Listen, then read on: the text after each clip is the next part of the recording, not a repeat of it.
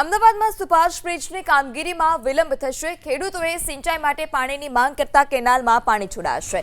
ખેડૂતોએ સિંચાઈ માટે પાણી માંગતા ફતેવાડી કેનાલમાં પાણી છોડવામાં આવશે। મનપાએ જાહેર કરેલી તારીખ કરતા 15 દિવસનો વિલંબ થઈ શકે છે। વાસણા બેરેજના સમારકામ માટે પણ વિલંબ થઈ શકે છે। વાસણા બેરેજના દરવાજાનું ચોમાસા પહેલા સમારકામ કરવામાં આવશે। 235 કરોડના ખર્ચે સુભાષ બ્રિજના કામગીરી સમારકામ કરવામાં આવશે। અમદાવાદના ક્ષતિગ્રસ્ત સુભાષ બ્રિજની કામગીરી થોડા ઘણા અંશે વિલંબમાં પડે તે પ્રકારની સ્થિતિ ઊભી થઈ છે।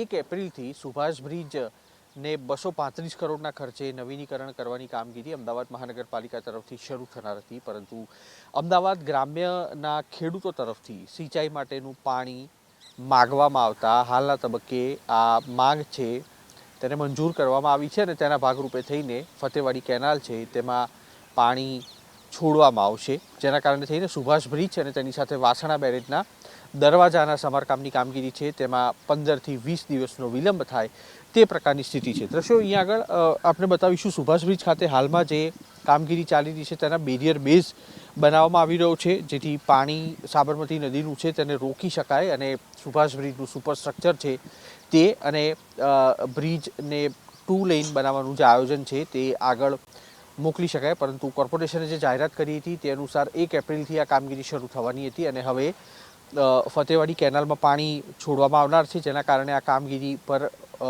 બ્રેક લાગી શકે તે પ્રકારની સ્થિતિ ઊભી થઈ છે।